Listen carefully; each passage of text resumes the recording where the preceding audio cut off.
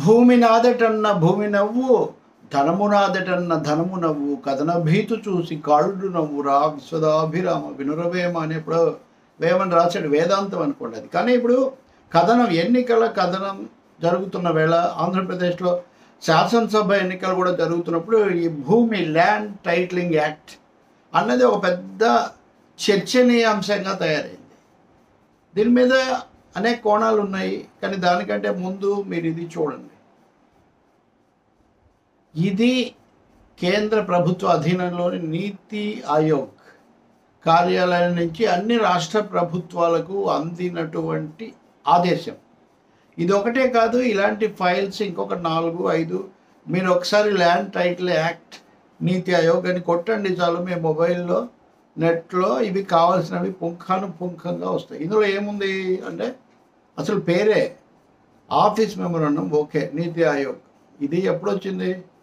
25/11/2019 constitution of committees for formulation of model act on conclusive land titling and rules. Conclusive అంటే ఇంకా దాదాపు ఇది ముగింపు అని రెఫరెన్స్. ఇలా చెప్తూ పోతే ఇదిగో ఇది వాళ్ళు రాసిన లేఖ. ఎవరు రాశారు ఇది? అమితాబ్ కాంత్, అప్పుడు నీతి ఆయోగ్ CEO ఆయన. ఇన్ని అధ్యాయాలు ఉన్నాయి దాంట్లో మిత్రులరా. కాబట్టి నీతి ఆయోగ్ దీంట్లో ఈ సందేహమేం లేదు. ఇది పూర్తిగా కేంద్ర ప్రభుత్వం నుంచి వచ్చినటువంటిది. ఇందాక నేను పంపించాను మీకు, నేను చూపించాను కదా, దాంట్లో దీనికి సంబంధించింది. ఇది ఎకనామిక్ టైమ్స్.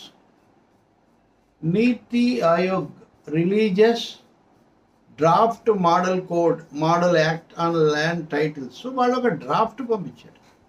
ఈ డ్రాఫ్ట్ పంపించారంటే ముసాయిదా, చిత్తు ప్రతి డ్రాఫ్ట్ ఇలా ఈ మోడల్లో ఉండాలి అని వాళ్ళు పంపించారో లేదో ఆగమేఘాల మీద ఆంధ్రప్రదేశ్ ప్రభుత్వం, జగన్మోహన్ రెడ్డి ప్రభుత్వం, వీళ్లకు మోదీతో కేంద్రంతో మంచి సంబంధాలు ఉన్నాయి కాబట్టి వీళ్ళు దాని మీద శరవేగంతో చేశారు. ఇప్పుడు ఎవరు ఏంటి చర్చ అంతా జరుగుతుంది దీని మీద.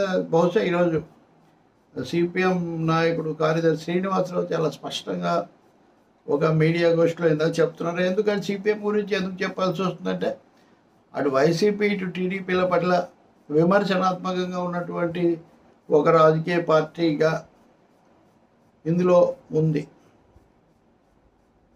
కేంద్రంలో చట్టం, భూ హక్కుల చట్టంలో NDA వైసీపీ 2 దోషులేనని చట్టాన్ని అమలు చేయాలని బీజేపీ హుకుం జారీ చేస్తే వైసీపీ ఆగమేఘాల మీద ఆమోదించిందని చెప్పారు. కేంద్రంలో చట్టం తీసుకొచ్చిన బీజేపీతో కలిసి ఎన్నికల్లోకి వెళ్తున్న చంద్రబాబు దీన్ని ఎలా రద్దు చేస్తారో ప్రజలకు సమాధానం చెప్పాలని డిమాండ్ చేశారు. ప్రజలను మోసగించేందుకే ఇలా చెప్తున్నారన్నారు. కార్పొరేట్ కంపెనీలకు భూములు కట్టబెట్టేందుకు తీసుకొచ్చిన చట్టాన్ని అమలు చేయాలని కేంద్రం నీతి ఆయోగ్ ద్వారా అన్ని రాష్ట్రాలకు హుకుం జారీ చేసిందని తెలిపారు.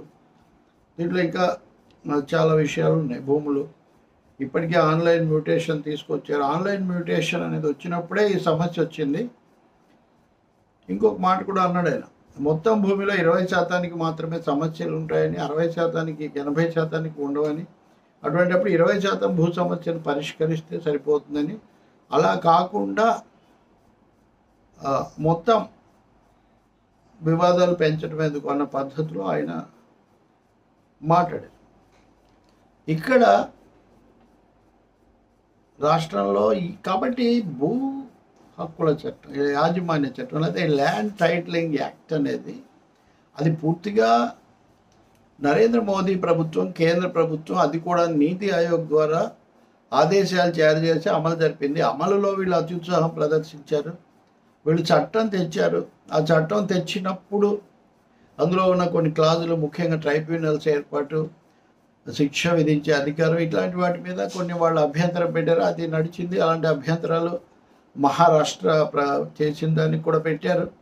అది జరుగుతుంది. కాబట్టి ఇక్కడ కేంద్రం, రాష్ట్రం అంటే ముందు అసలు మొదలైంది, మొదటి దోషి మొదటి బాధ్యత, అసలు మొదటి నిర్ణయం ఇది బీజేపీది, అంటే ఎన్డీఏది.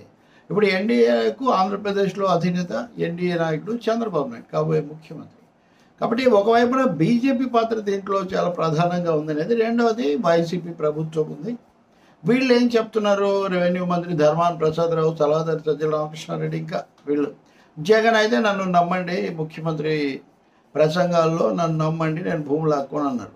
నమ్మడం నమ్మకపోవడం రాజకీయంగా అది వేరే విషయం. చట్టపరంగా చేసినటువంటి దాన్ని ఎలా చక్కదిద్దాలి అంటే దానికి మళ్ళీ కోర్టులో, ఈ హైకోర్టు దీన్ని నిలిపేసింది. కాబట్టి ఇప్పుడు ఇది అమల్లో లేదు, ఎవరికి నష్టం జరగకుండా చూస్తాము అంట. అదే సమయంలో కేంద్రం చెప్తే చేసాము, మా బాధ్యత లేదు అని వీళ్ళు ఏమైనా చెప్తున్నారు అంటే వీళ్ళు మళ్ళీ అది కూడా చెప్పట్లేదు.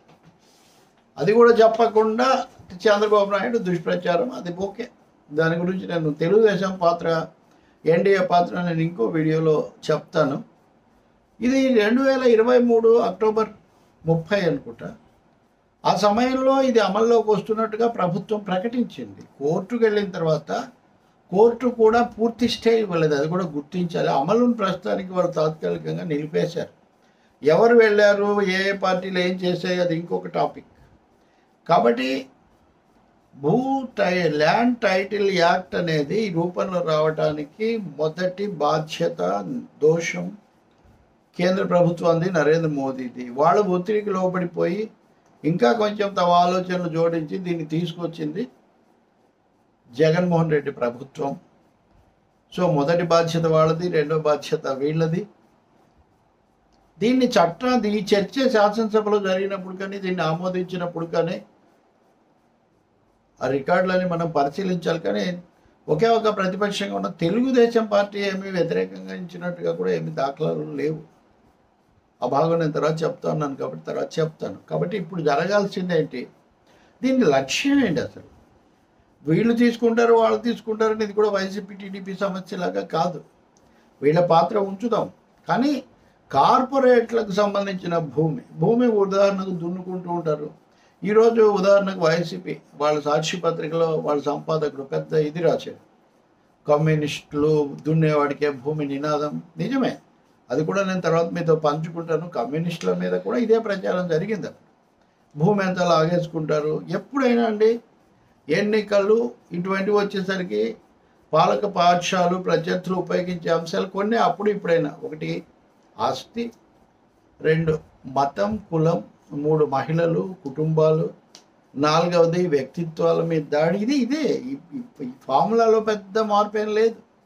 ఇదే ఇక్కడ జరుగుతోంది. భూమి పోతుంది అంటే ఇప్పుడు మోదీ గారు అదే కదా, లాగేసుకుంటారు, ఆదాయం పంపిణీ చేస్తారు. అది మళ్ళీ వేరే టాపిక్. ఇందులో ప్రతి దానికి కూడా వివరాల్లోకి పోరు, అన్ని అంశాలు పంచుకోరు. హడల కొట్టడం అన్నది ముఖ్యంగా ఉంది ఇక్కడ. ఆ హడల కొట్టడం కూడా అసలైన అంశం మీద కాదు, తమ రాజకీయ కోణంలో. ఇక్కడ భూమి మీద రైతుల హక్కులు కాపాడుకోవటం, ఇంకా బంజరు భూములు, మిగులు భూములు, శివాయిజామా భూములు, చెరువు శిఖం భూములు, ఇట్లాంటివన్నీ కూడా భూమి లేని పేదలకు వచ్చేటట్టుగా చూసుకోవడం ఇప్పుడు దేశంలో జరగాల్సిన పని, ఆంధ్రప్రదేశ్లో కూడా. అటువంటిది కార్పొరేట్లు, పెద్ద పెద్ద కంపెనీలు, లేకపోతే వీళ్ళందరూ వాటిని భూములు ఎలా తీసుకోవాలి, రకరకాల ప్రతిపాదనలతో 100 ఎకరాలు, 1000 ఎకరాలు సెజ్జులు, నయా జమీందారీలు ఏర్పడుతున్నటువంటి పరిస్థితి. మేము పేదల పక్షాన ఉన్నాము, పేదలకు పెద్దలకు యుద్ధం అనే వైసీపీ ప్రభుత్వం, ముఖ్యమంత్రి జగన్మోహన్ రెడ్డి ఈ చట్టాన్ని మరి ముందుగానే దీన్ని తీసుకొచ్చే ముందు కేంద్రంతో ఎందుకు సంప్రదించలేదు, దానికి ఎందుకు అభ్యంతరాలు చెప్పలేదు. కోర్టులో కూడా మేమేం అమలు చేయము అని చెప్పి, అమలు చెయ్యము మేమని చెప్పిన తర్వాత కోర్టు సరే తర్వాత విచారిద్దామని వాళ్ళు పక్కన పెట్టారు. సో జరిగింది ఇది. ఇందులో కేవలం వైసీపీ జగన్ అంతవరకు ఆగినా చాలదు.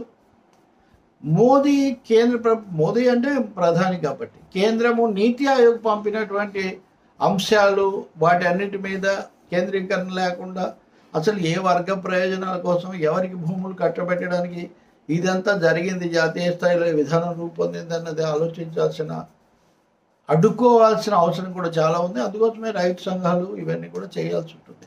ఇందులో ఇంకా కొన్ని లాయర్లకు సంబంధించిన అంశం కూడా ఉంది. Let we share it in another video.